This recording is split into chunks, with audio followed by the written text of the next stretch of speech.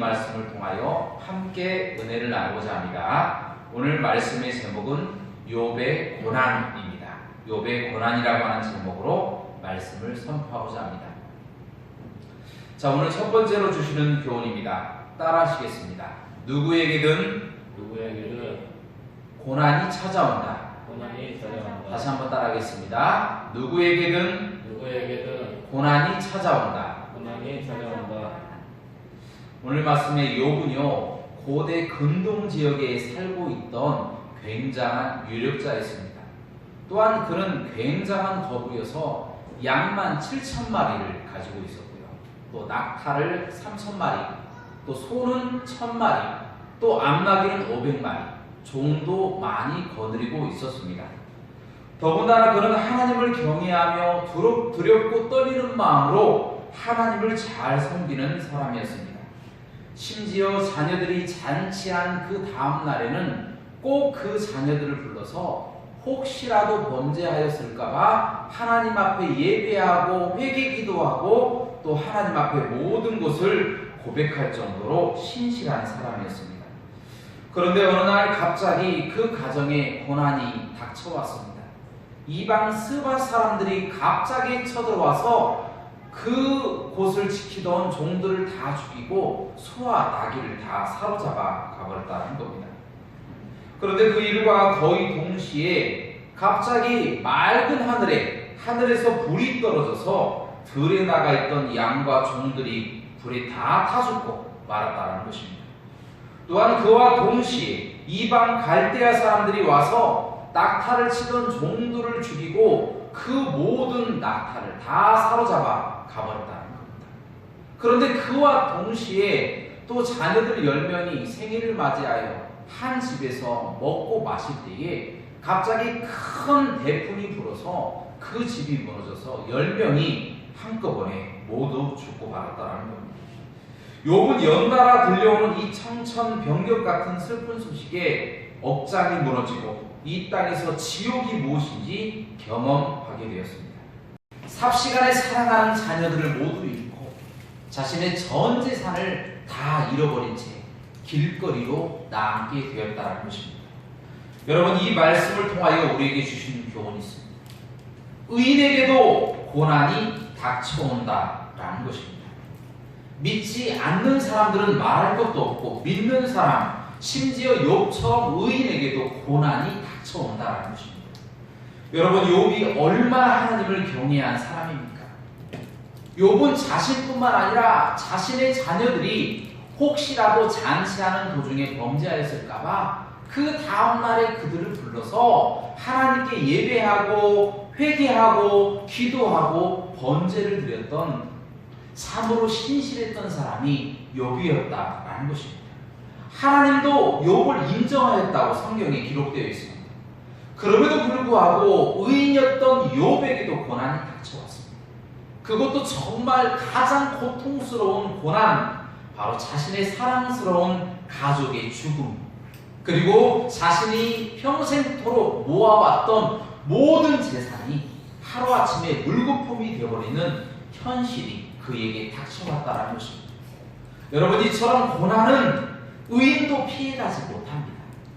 심지어 구약시대에 한 선지자가 있었는데 그 선지자는 죽었던 사람을 살려내고요, 또한 하늘에서 불을 떨어뜨리기도 하고, 또한 옷으로 물을 치니까 물이 쩍 하고 갈라져서 이 물 한가운데를 무처럼 발로 건너갔던 사람입니다.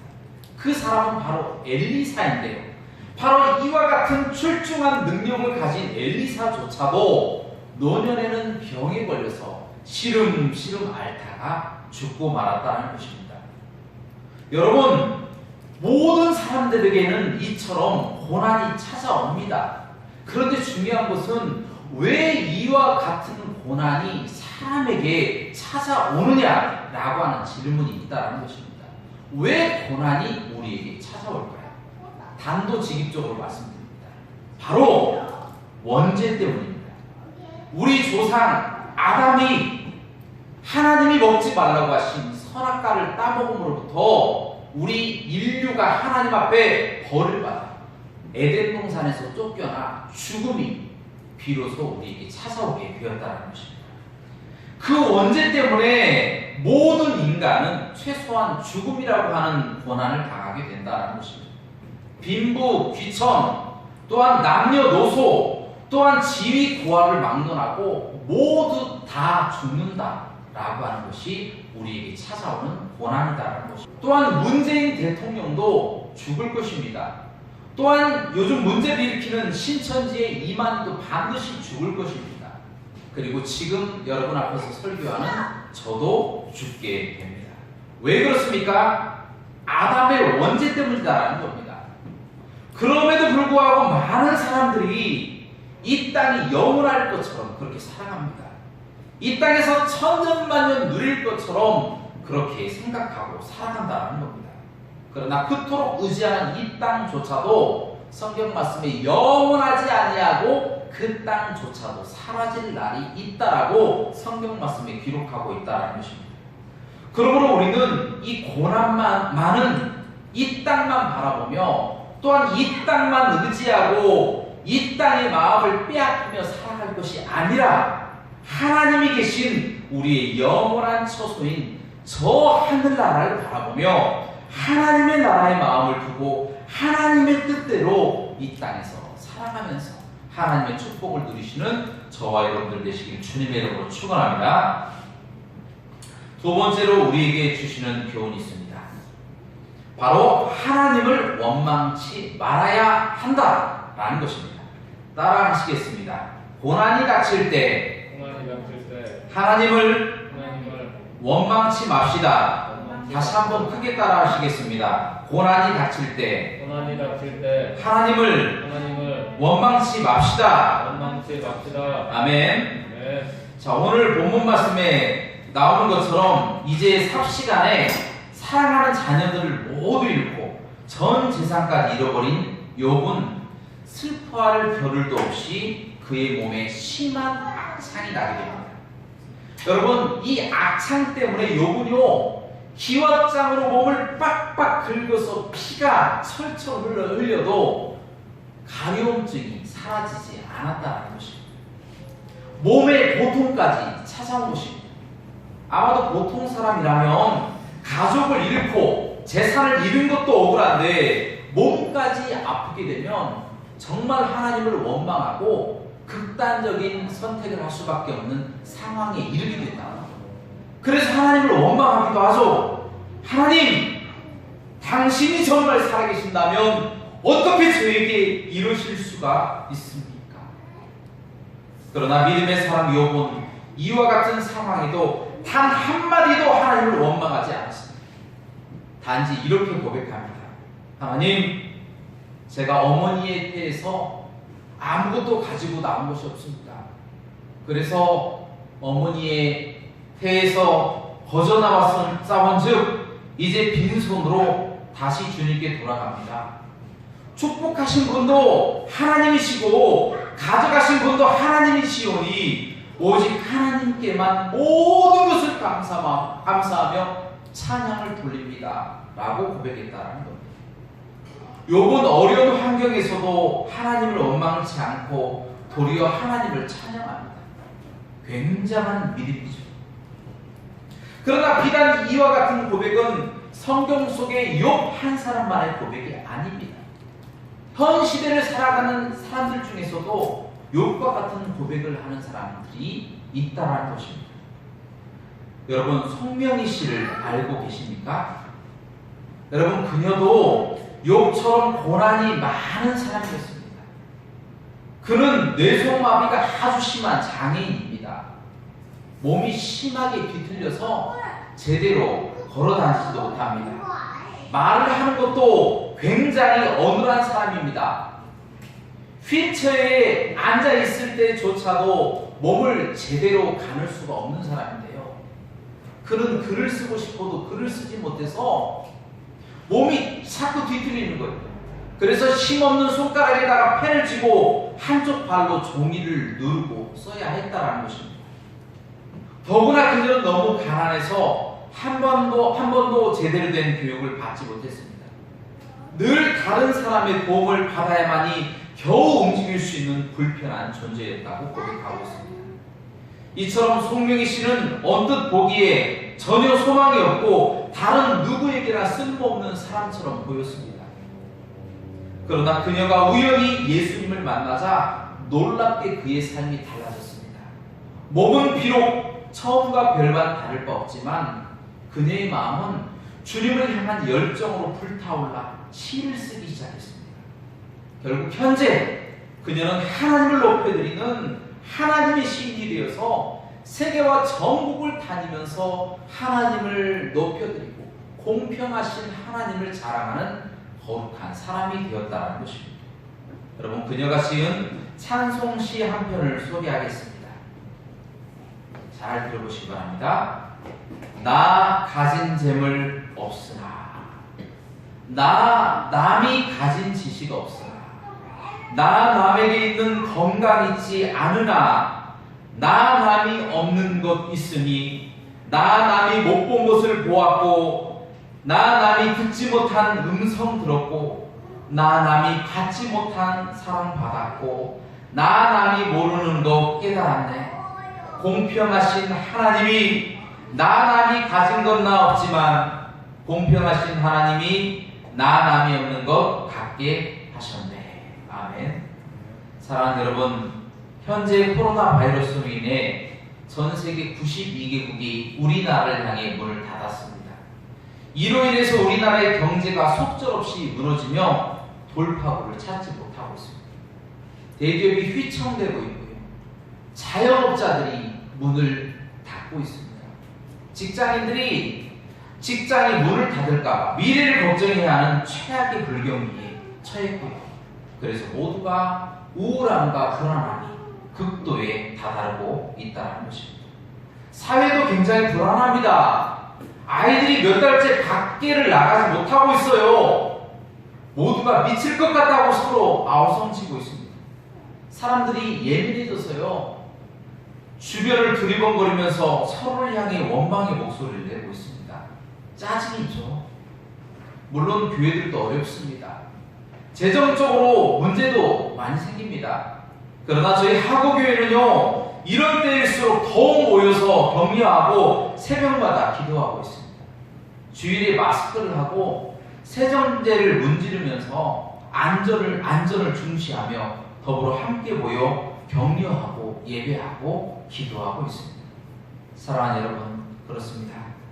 어려운 때일수록 서로를 원망하면 안 됩니다. 더욱이 우리는 결코 우리의 입술로 하나님을 원망치 않아야 될 줄로 믿습니다. 오히려 욥이 고난을 당할 때에 하나님을 찬양하며 인내하고 주님의 회복하심을 기다렸듯이 송문영이 시인이 감사할 수 없는 상황에서 감사했듯이 우리도 하나님의 회복시켜 주심을 기다리며 찬양하고 기도할 때에 하나님이 반드시 모든 문제를 해결하시고 회복해 주실 줄로 믿습니다. 마지막으로 주시는 교훈입니다. 따라하시겠습니다. 하나님을 신뢰합시다. 다시 한번 따라하시겠습니다. 하나님을 신뢰합시다. 아멘. 하나님께서 어려운 고난에도 굴하지 않는 이 욥의 변치 않은 믿음을 주시고 더 이상 고난을 그에게 주시지 않고 욥을 축복하기 시작하셨습니다. 정확하게 2배를 축복하셨는데 그가 가지고 있었던 양 7,000마리가 어느새 14,000마리가 되었습니다. 낙타는 3,000마리에서 6,000마리가 되었고요. 소는 1,000마리에서 2,000마리가 되고 암나귀는 500마리에서 1,000마리로 하나님 축복하셨고 또한 자녀들을 다시 10명이나 주셨습니다. 정확하게 2배를 축복하신 것입니다. 그런데 왜 자녀는 10명입니까? 라고 질문할 수도 있습니다. 그렇죠. 다른 모든 짐승들은 다 2배로 축복하셨는데 자녀만 왜 10명이냐? 이렇게 물어볼 수도 있습니다. 자녀 10명은요 땅에 있습니다. 하지만 또 다른 자녀 10명은요 죽어서 하나님의 나라에 있습니다. 그렇게 해서 정확하게 2배 20명의 자녀를 주셨다는 것입니다. 여러분, 그런데요 이 외에 성경에 욥의 딸들의 이름이 기록되어 있습니다. 여미마, 그시야, 게레나, 북, 아시아의 제일의 미녀들이라고 성경 말씀이 기록되어 있습니다. 본래 성경에는 여성들의 이름은 잘 기록되지 않습니다. 더구나 얼굴이 예뻤는지 아닌지 별로 중요하지 않는 내용까지 기록할 이유가 없습니다. 그런데 성경은 별로 그렇게 중요하지 않는 내용을 이 결말에 이 시시콜콜한 이야기까지 기록하고 있다는 것입니다. 왜 이럴까요? 바로 욥이 그와 같이 인내하였다. 바로 욥의 인내심을 말하고 싶은 것입니다. 왜일까요? 하나님이 고난을 끝내고 이제 욥을 불러서 내가 너를 축복할 것이다 라고 말씀하시면서 곧바로 하나님의 나라에서 양이 14,000마리가 뚝 하고 떨어진 것이 아니다라는 겁니다. 또한 그 자녀들 또한 그냥 하나님의 나라에서 뚝 하고 10명의 자녀가 떨어진 것이 아니다라는 겁니다. 바로 그의 딸들이 아시아의 제일의 미녀가 되기까지 과연 얼마나 걸렸을까요? 딸들이 자라서 적어도 예쁘다고 유명해지기까지 적어도 17년 동안을 욥은 기다렸다는 것입니다.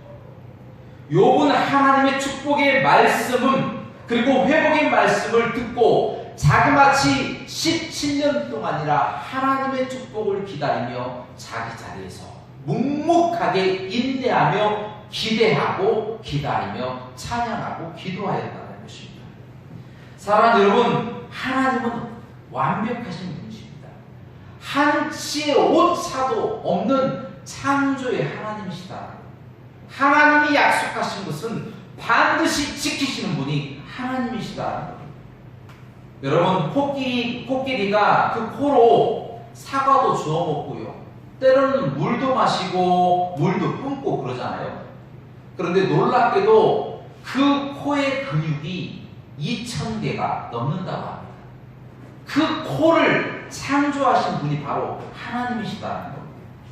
그리고 우리가 흔히 보는 비둘기가 있죠. 우리가 보기에 너무나도 연약한 존재처럼 보입니다. 그런데요, 바로 그 비둘기가 대만에서 호주까지 5,613km를 단 한 번도 쉬지 않고 날아갈 수 있는 힘이 있다라는 것입니다. 하나님이 창조하신 바로 그 비둘기다라는 것이죠. 하나님은 이처럼 완벽하신 하나님이십니다. 바로 우리 또한 완벽하게 인도하시고 회복시킬 수 있는 능력을 갖고 계신 분이시다. 그러므로 우리에게 어려움이 찾아올 때 우리가 할 일은요, 걱정할 것이 아니라 주님을 전적으로 의지하고 기도하는 것이 필요하다는 겁니다.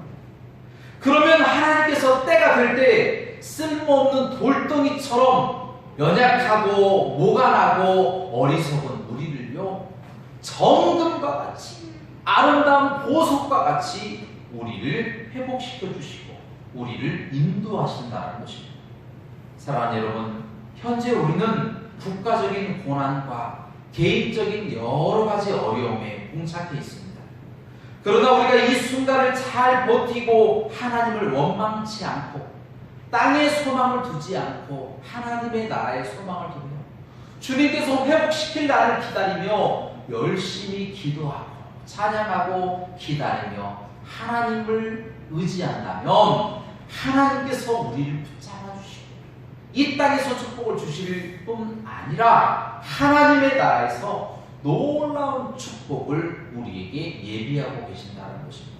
그러므로 우리는 이와 같은 환경 가운데서 주님을 끝까지 붙잡고 끝까지 인내하며 찬양하고 기대하고 기도하는 저와 여러분들 되시기를 주님의 이름으로 부탁드립니다.